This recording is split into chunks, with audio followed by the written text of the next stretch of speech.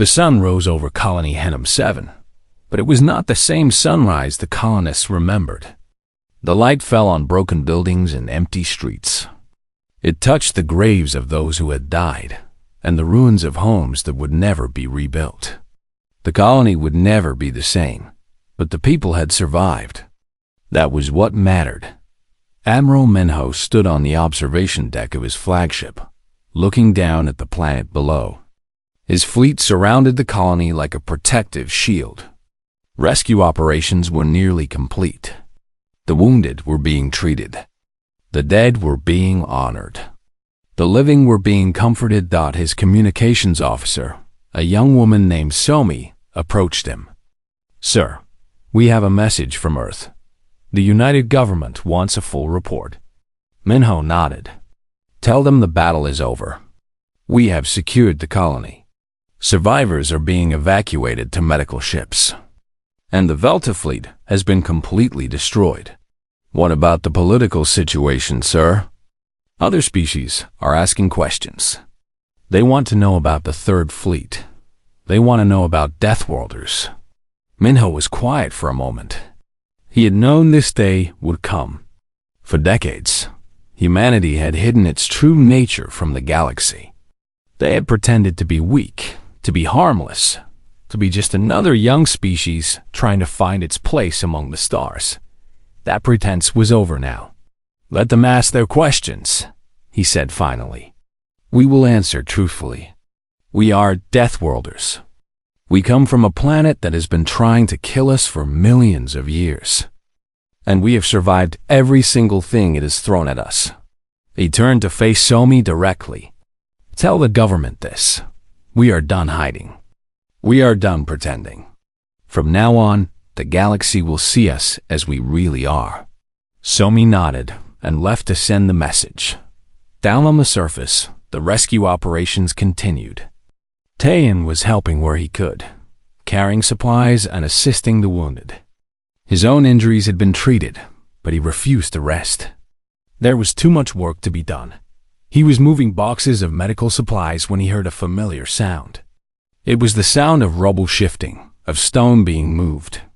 He turned and saw a group of Marines digging through the wreckage of the old defense station. Commander Yuna's station. Taeyan dropped what he was carrying and ran toward them.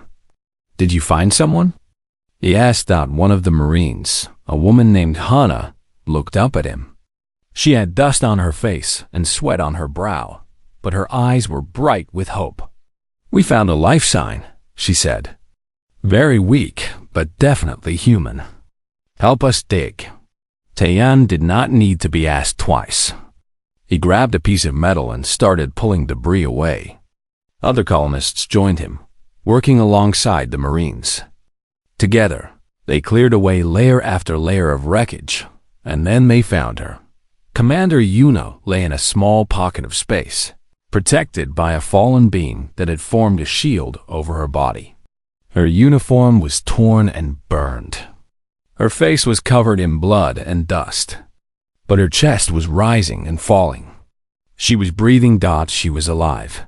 Hannah jumped down into the hole and checked Yuna's vital signs. "She is stable, but barely. We need to get her to the medical ship immediately." They lifted Yuna out of the rubble and placed her on a stretcher.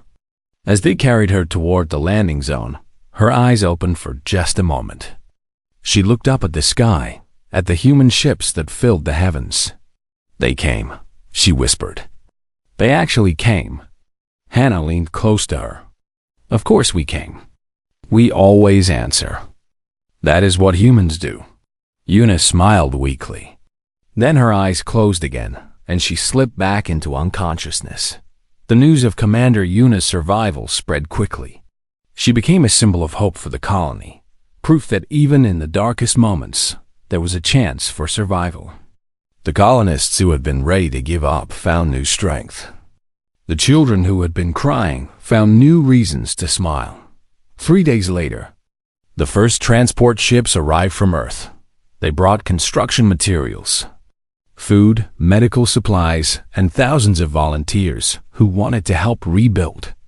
The colony would never be exactly what it was before, But it would be something new, something stronger. Admiral Minho came down to the surface personally to oversee the rebuilding efforts. He walked through the ruins with Tae-yun as his guide, seeing the damage up close for the first time. "I am sorry we could not get here sooner," Minho said. "If we had been faster, more people might have survived." Tae-yun shook his head. "You came when we needed you. That is what matters. Before you arrived, I was not sure if anyone would. I had heard stories about the Third Fleet, about Deathworlders, but they seemed like myths, like fairy tales." Minho smiled slightly. "The best secrets are the ones that sound too incredible to be true." They stopped at a memorial that had been set up for those who had died. Thousands of names were listed on simple stone tablets. Families gathered around them, crying and praying and remembering. "The Velta thought we were weak," Tae-yun said. "They looked at our size and our bodies and our history, and they saw nothing to fear. They did not understand." What did they not understand? Tae-yun looked at the memorial, at the names of friends and neighbors and colleagues. They did not understand that weakness can become strength. They did not understand that suffering can create survivors. They did not understand that the things that try to kill us only make us harder to kill. Minho nodded slowly. "That is the lesson of Earth. That is what it means to be from a death world." 1 week after the battle, a diplomatic message arrived from the Velta Dominion. It was addressed to the United Earth Government. The message was short and simple. "We acknowledge our mistake. We will not attack human colonies again. We request peaceful negotiations to establish new borders and prevent future conflicts." It was not an apology, but it was a start. Other messages followed from other species. Some were curious about humans, wanting to learn more about Deathworlders. Some were afraid, worried that humanity might become the new conquerors of the galaxy. Some were hopeful, thinking that perhaps humans could be allies against threats that the galaxy had not yet faced. The United Earth Government answered each message carefully. They made it clear that humanity did not want to conquer anyone. They made it clear that the Third Fleet existed only to protect human lives. They made it clear that they would be friendly to anyone who treated them with respect, but deadly to anyone who threatened them. The galaxy listened. And slowly, things began to change. On Colony Henham 7, the rebuilding continued. New buildings rose from the ashes of the old. New parks replaced the ones that had been destroyed. New families moved in to join the survivors, bringing new life to a place that had seen so much death. Commander Yuna recovered from her injuries over the following months. She was offered promotions, medals, and a comfortable retirement on Earth. She refused them all. Instead, she asked to stay on Colony Henham 7 to help her people rebuild. "This is my home," she said. "I would not leave it again." A year after the invasion, a new memorial was dedicated in the center of the colony. It was a simple statue of a human figure looking up at the stars. At the base of the statue, words were carved in stone. Humanity remembers. Humanity endures. Humanity survives. Yuna stood at the ceremony, surrounded by the people she had protected. Tae-yun was there, now working as the colony's new communications chief. Gina was there, back to teaching the colony's children. Even Admiral Minho had returned for the occasion.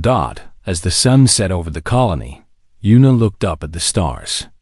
Somewhere out there, the Velta Dominion still existed. Somewhere out there, other dangers waited.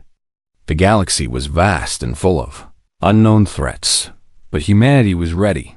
They'd always been ready, because humans came from a world that had tried to kill them every single day for millions of years. And every single day, they had won. That was the truth the galaxy now understood. That was the lesson of the Deathworlders. Hurt a human, and the other humans would come. They would always come. And when they arrived, nothing in the galaxy could stop them.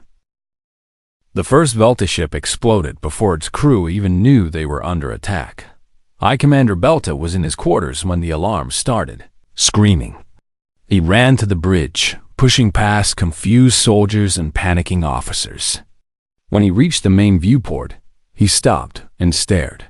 The sky was full of human ships. They were everywhere. Hundreds of them, arranged in formations that seemed to flow like water. They were larger than Velta warships. They were faster. They were already firing. "Impossible," Belta whispered. "This is impossible." His second-in-command, Tora, was shouting orders. "All ships, ray shields. Return fire. Call for reinforcements." But the orders came too late. The human ships moved with a speed and precision that should not have been possible. They struck at the Velta fleet like wolves attacking sheep. One by one, Velta warships burst into flames and debris. Belta watched as his fleet was torn apart. These were the same humans he had called weak. These were the same humans he had laughed at. Now they were destroying everything he had built. How? He asked no one in particular. How can they be so strong? He got his answer a moment later when a message came through on all Velta frequencies. "Attention Velta forces." The voice was calm and steady, like the voice of someone who knew they had already won. "This is Admiral Minho of the Earth Third Fleet. You have attacked a human colony. You have killed human citizens. You have made a terrible mistake." Belta grabbed the communications console. "This is High Commander Belta of the Velta Dominion. You are interfering with a lawful military operation. Withdraw your forces immediately, or face the consequences." There was a pause. Then Minho spoke again. "You touched our people." 3 simple words. But the way he said them made Belta's blood run cold. "I am going to explain something to you," Minho continued. "Something that your species does not understand. Humans come from a planet called Earth. It is a world where the ground shakes and splits open. It is a world where fire falls from the sky. It is a world where the water rises up and swallows cities. It is a world where creatures hunt and kill and eat each other every single day." On the bridge of his flagship, Minho stood tall. His officers watched him with pride in their eyes. "We call it home," he said. "Other species call it something else. They call it a death world. And the creatures that survive on death worlds? They call us Deathworlders." Belta felt his 4 eyes widen. The myth, the story. It was true. "Your species evolved on a gentle planet," Minho continued. "You never had to fight for survival. You never had to run from predators or hunt for food. You never had to adapt to changing climates or survive disasters. You grew up soft and comfortable." He paused, and when he spoke again, his voice was like ice. "We did not." The human ships struck again. This time, they targeted the Velta command vessels. Belta watched as ship after ship exploded. His admirals, his generals, his best officers, all gone in seconds. "You thought we were weak because we are small," Minho said. "You thought we were fragile because we can be hurt. You thought we were easy to kill because we can die. But you made a mistake. You forgot to ask why we are still alive." Another wave of attacks. The Velta fleet was in chaos. Ships were trying to flee, but the human vessels were faster. Ships were trying to fight, but the human weapons were stronger. There was no escape. There was no victory. There was only death. "We are still alive because we are the survivors of 1 billion years of war," Minho said. "We are still alive because our ancestors killed everything that tried to kill them. We are still alive because death has been trying to take us since the first cell divided in the ancient oceans of our world, and we have beaten it every single time." Belta fell to his knees. His fleet was gone. His soldiers were gone. Everything he had worked for, everything he had achieved, was burning in the cold void of space. "Please," he said into the communicator. "Please, we surrender. We will leave. We will never return. Just stop. There was silence for a long moment. Then Minho spoke one last time. Too late. The flagship fired. The shot was perfect, striking the bridge of Belta's command ship exactly where he stood. He had one moment to realize what was happening. Then there was fire and pain and nothing. The battle lasted 11 minutes from start to finish. In those 11 minutes, the human Third Fleet destroyed 347 Velta warships. They killed over 50,000 Velta soldiers. They left not a single enemy vessel intact. When it was over, Admiral Minho ordered his ships to take positions around Colony Henham 7. Rescue teams were prepared. Medical ships moved into position. The humans had come to save their people, and that was exactly what they were going to do. On the surface of the colony, Taeyeon and the other prisoners heard the explosions in the sky. They saw the flashes of light through the cracks in the walls. They felt the ground shake as debris fell from orbit. The Velta guards were panicking. Some of them tried to run. Some of them tried to fight. But there was nowhere to run and no one to fight. Then the human Marines arrived. They came down in drop pods, falling from the sky like metal rain. They crashed through buildings and streets, emerging from the dust in armor that made them look like monsters from ancient legends. They carried weapons that glowed with energy. They moved with a speed and coordination that seemed almost inhuman. The Velta guards lasted about 2 minutes. Taeyeon watched as the Marines secured the area. One of them approached the prisoners and removed his helmet. He was a young man, maybe 30 years old, with a kind face and tired eyes. "My name is Sergeant Doyeon," he said. "You are safe now. The fleet is here. We are going to take you home." Gina started crying. The young boy in her arms looked up at the Marine with wonder in his eyes. "Are you a soldier?" the boy asked. Doyeon smiled. "Yes, I am a soldier from Earth. From the Death World?" The Marine laughed softly. "Yes, from the Death World."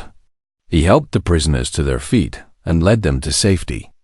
Other Marines were doing the same all across the colony. They found survivors in the underground shelters. They found survivors hiding in the ruins. They found survivors everywhere, and they saved every single one.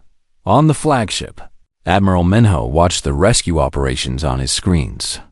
He saw his people finding the living and honoring the dead. He saw medics treating the wounded and engineers beginning repairs. He saw the beginning of a long process of healing, but he also knew that this was just the beginning. The Velta Dominion would learn what had happened here. Other species would learn too. The secret of humanity's true nature was out. From now on, the galaxy would know what humans really were, and they would never forget. 3 days passed on Colony Henham 7. The fires had stopped burning. The smoke had cleared from the sky. What remained was a graveyard of broken buildings and shattered dreams. The Velta had taken control of everything above ground. They walked through the ruins like they owned them, because now they did. Their soldiers set up camps in the parks where human children used to play. Their commanders took over the administrative buildings that human workers had built with their own hands. Hi, Commander Belta was pleased with himself. The conquest had been easy. The humans had barely resisted. Their defense platforms had fallen in hours. Their fighters had been destroyed in minutes. Their commander had stayed behind to die like a fool. Now, the only task left was to hunt down the survivors. The Velta knew that many humans had escaped to underground shelters. Their sensors had found at least 12,000 life signs beneath the surface. But the shelters were deep and well protected. It would take time to break through. Belta was in no hurry. He enjoyed the hunt. On the second day, his soldiers captured a group of humans who had been trying to reach the shelters too late. There were 15 of them, including women and children. Belta ordered his soldiers to bring them to him. Among the captured humans was a young man named Taeyeon. He was 23 years old, with a cut on his forehead that was still bleeding.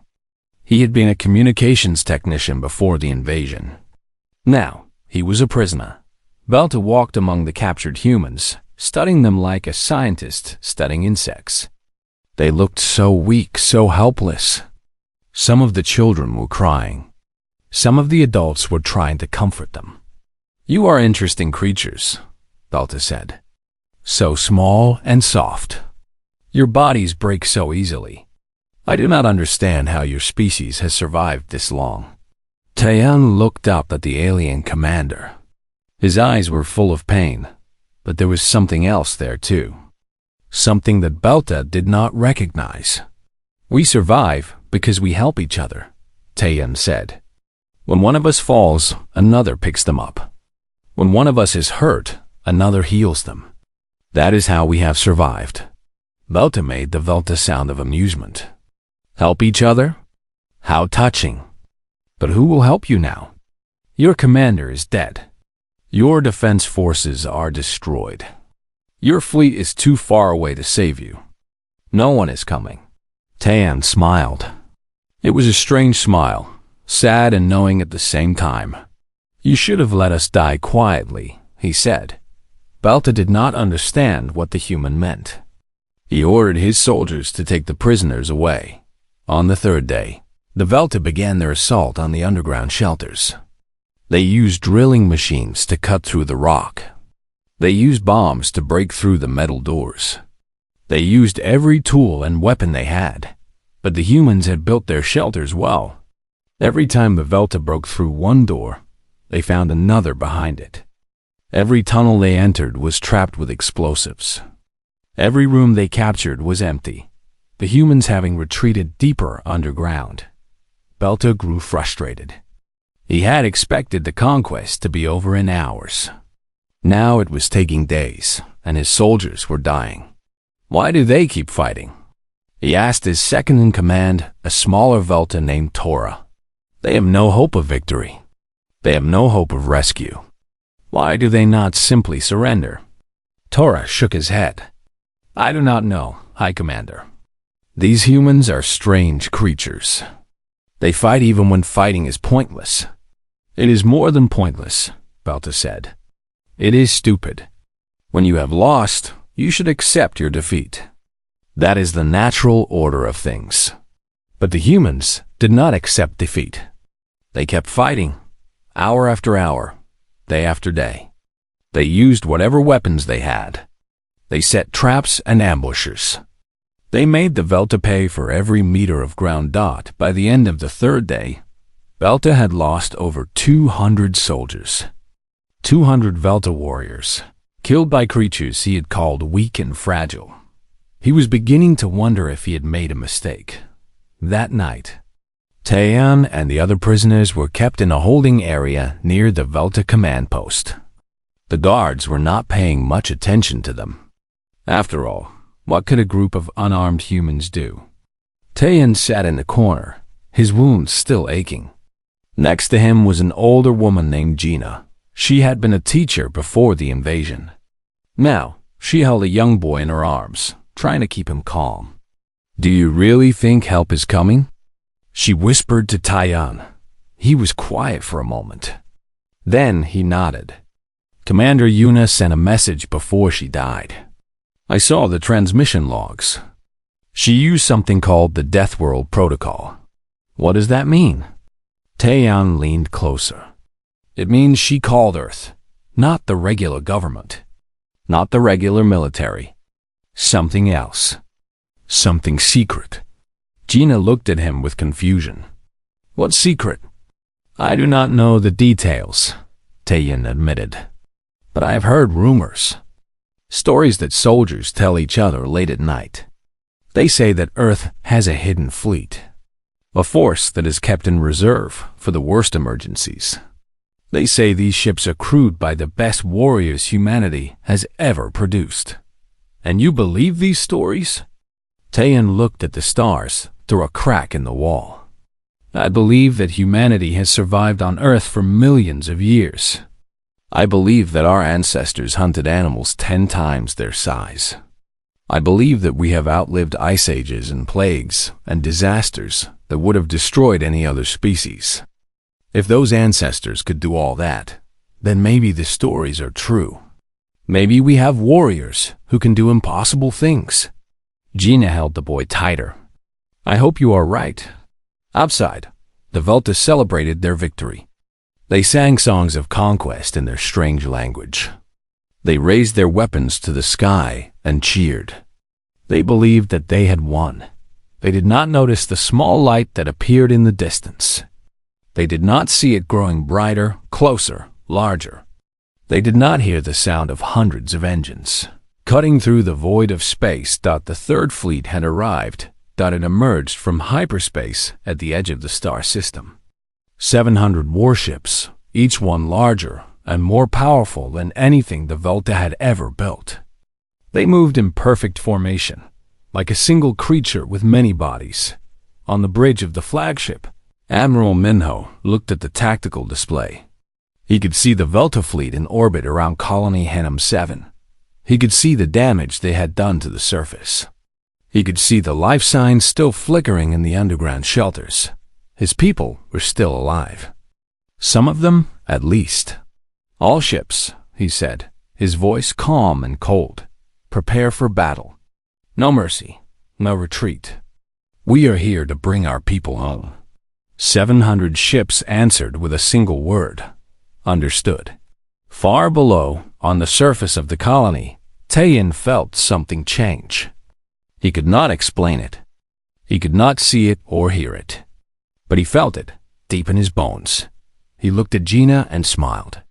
They are here, he said, and for the first time in 3 days, he felt hope.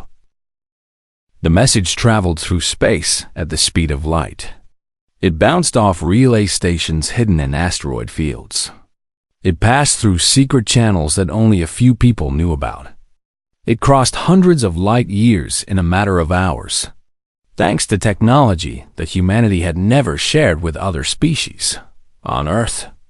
In a building that did not officially exist, a screen began to flash red. Admiral Minho was sleeping when his phone rang. He was 61 years old, with gray hair and a scar across his left cheek. He had served in the military for 40 years. He had fought pirates, stopped rebellions, and negotiated with aliens who thought humans were nothing more than animals. He had seen many things in his long career, but when he heard the words, Deathworld Protocol, his blood went cold. He was in the command center within 20 minutes. The room was deep underground, protected by layers of rock and metal and energy shields. Dozens of officers sat at their stations, their faces lit by the glow of their screens. Report, Minho said as he walked to the central platform. A young officer named Hana stood up. She was small and thin, with glasses that always seemed to be falling down her nose. But behind those glasses were eyes that missed nothing. We received a Priority 1 SOS from Colony Henham 7, she said. The message came from Commander Yuna. She activated the Deathworld Protocol. Show me the message, Minho ordered. They played it on the main screen. Minho listened to Yuna's voice, calm and steady, even as her world was dying. He watched the sensor data that came with the message. 347 Velta warships attacking a colony of 15,000 people. What is the status of the colony now? He asked. Hana shook her head. We do not know, sir. The message is 8 hours old. Our fastest scout ships cannot reach the colony for another day. Then we must assume the worst, Minho said. We must assume that the colony has fallen. He walked to a large map that showed all of human space. Colony Henham 7 was marked with a small blue dot near the edge. It was far from Earth, far from the major trade routes, far from everything. The perfect target for an enemy who wanted to test human strength. The Velta Dominion, Minho said quietly. I warned them. He remembered the meeting 5 years ago. The Velta had sent diplomats to Earth.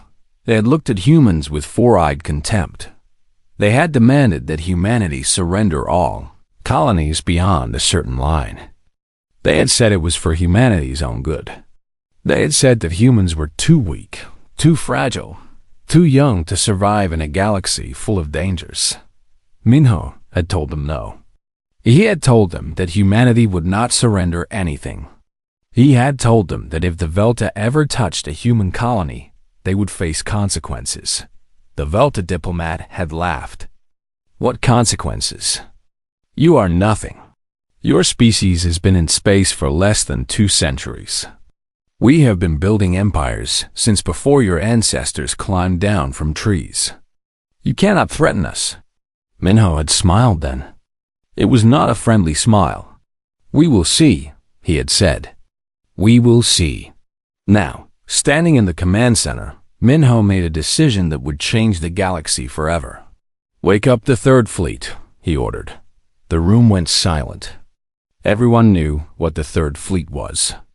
Everyone knew what it meant that when humanity first traveled to the stars, they discovered something surprising. They discovered that Earth was unusual. Most planets with intelligent life were gentle places. They had stable climates, calm weather, and few natural predators. The species that evolved on these planets were peaceful and fragile. They had never needed to fight for survival. Earth was different. Earth was a world of hurricanes and earthquakes, of tsunamis and volcanic eruptions. It was a world where predators hunted from the land, the sea, and the sky. It was a world where life had to fight for every breath, every meal, every moment of existence. The other species had a name for planets like Earth. They called them Deathworlds. And the creatures that survived on Deathworlds? They called them Deathworlders. Humanity had hidden this truth from the galaxy. They had pretended to be weak. They had pretended to be peaceful. They had built their colonies and their trade routes and their friendships, all while keeping their true strength secret. The Third Fleet was that secret. It was not just a collection of warships. It was a force built by Deathworlders for Deathworlders. Its ships were faster, stronger, and more heavily armed than anything the galaxy had ever seen. Its soldiers were trained in ways that would make other species faint from fear. Its commanders had studied war the way other species studied art or music. And now, Minho was going to unleash it. Sir, Hana said carefully, if we send the Third Fleet, the galaxy will know our secret. Everyone will know what humans really are. Yes, Minho said. They will. Some species might fear us. Some might try to attack us before we grow stronger. Let them try, Minho replied. For too long, we have hidden in the shadows. For too long, we have let others think we are prey. But prey does not come from Deathworlds. Predators come from Deathworlds. It is time the galaxy learned the truth. He turned to the communications officer. Send a message to all ships of the Third Fleet. Tell them to prepare for immediate departure. Target: Colony Henham 7 and all Velta forces in the area. Yes, sir. What should the message say? Minho thought for a moment. Then he spoke words that would become famous throughout human history. Tell them this. They touched our people. Now they will learn why humanity survived. Across human space, ships began to move. They emerged from hidden bases inside moons and asteroids. They powered up engines that burned with the light of small suns. They loaded weapons that had never been used in actual combat. 700 warships. 50,000 soldiers. The finest military force that humanity had ever created. Far away, on the ruins of Colony Henham 7. The Velta had no idea what was coming. High Commander Belta stood in the wreckage of the human defense station. He looked at the bodies of the people who had tried to stop him. So small, so fragile, so easy to kill. His communications officer approached him. High Commander, we have intercepted a transmission from this station. Show me, Belta ordered. He listened to Yuna's final message. He heard the words, Deathworld Protocol, and Unleash the Fleet. He saw the authorization codes that meant nothing to him. What does this mean? His officer asked. Belta made the Velta sound of amusement. It means nothing. The humans are calling for help. But help will not come. Their nearest fleet is too far away. By the time anyone arrives, we will be long gone, and this colony will be nothing but ash. But what is a death world? A myth, Belta said. Some species believe that there are planets so dangerous that surviving on them makes creatures into perfect warriors. It is a story that weak species tell to make themselves feel better. The humans probably think that Earth is such a world. He kicked a piece of debris across the floor. Look at them. These are not warriors. These are soft creatures who die easily. Their planet is not a death world. It is a joke. He walked away, leaving his officer to clean up the mess. He did not see the smile still frozen on Commander Yuna's face. He did not understand that her final act had been one of victory, not defeat, because Yuna knew the truth. And soon, very soon, the Velta would learn it too. In the darkness of space, 700 human warships entered hyperspace. They moved faster than anything the galaxy had ever seen. They carried the anger of a species that had been pushed too far. The humans were coming, and when they arrived, the Velta would finally understand what it meant to fight a Deathworlder. The stars above Colony Henham 7 had always been peaceful. For 12 years, the humans who lived there had looked up at the night sky and felt safe. They had built homes, raised children, and created a small piece of Earth on a distant world. But tonight, the stars were falling. And they were not stars at all. Commander Yuna stood on the bridge of the colony's defense station. She was 34 years old, with short black hair and tired eyes. She had joined the military because she wanted to protect people. Now, as she watched the sensor screens fill with red dots, she wondered if she could protect anyone at all. How many ships? She asked. Her voice was calm, but her hands were shaking. Lieutenant Jinho looked up from his console. He was young, barely 25, and fear was written across his face. 347, Commander. They are Velta warships. Yuna closed her eyes for a moment. The Velta Dominion. She had read about them in classified reports. They controlled over 200 star systems.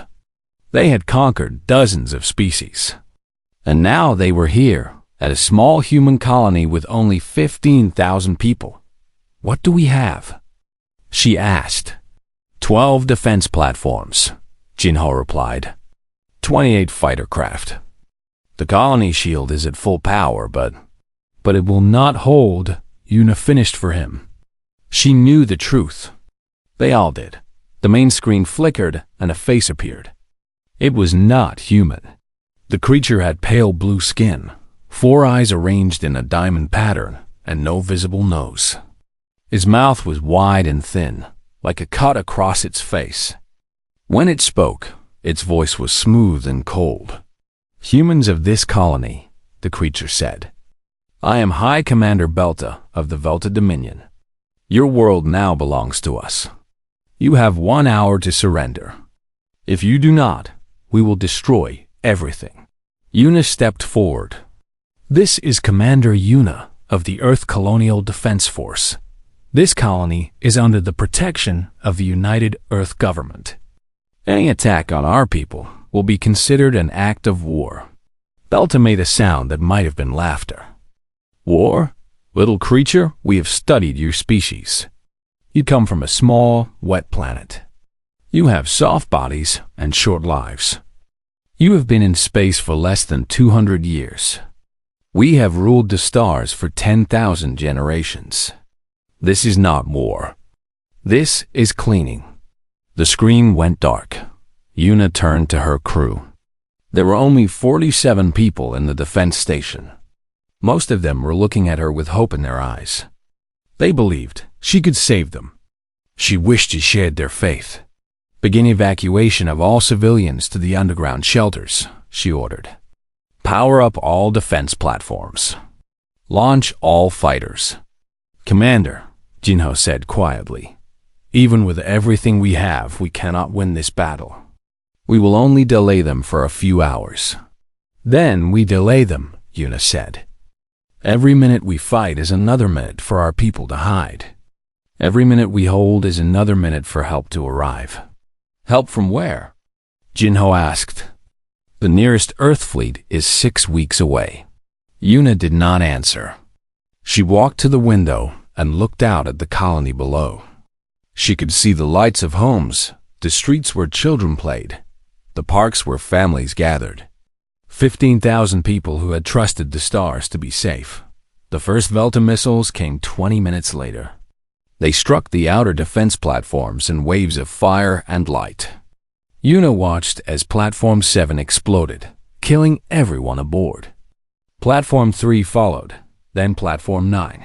Her people were dying, and she could do nothing but watch. Launch fighters, she ordered. 20-8 small ships flew out to meet the enemy. They were fast and brave, but they were hopelessly outnumbered. Yuna listened to their voices on the radio as they fought and died. This is Fighter 12. I have 3 on my tail. Static. Fighter 7 reporting, shields are down. I am going to ram their silence. This is Fighter 22. Tell my wife nothing. One by one, the voices stopped. Within 30 minutes, all 28 fighters were gone. 42 pilots who would never go home. The colony shield flickered under constant bombardment. Yuna knew it would not last much longer.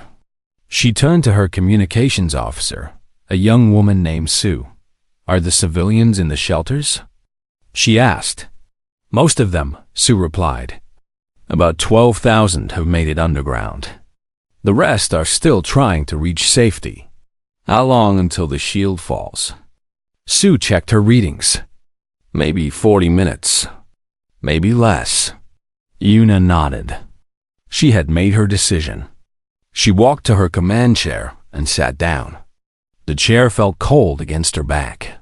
Everyone, she said, I am ordering an evacuation of this station. All personnel will proceed to the escape pods and head for the underground shelters. What about you, Commander? Jinho asked. Someone needs to keep the defense systems running as long as possible. Someone needs to stay. Then I will stay with you, Jinho said. No. Yuna's voice was firm.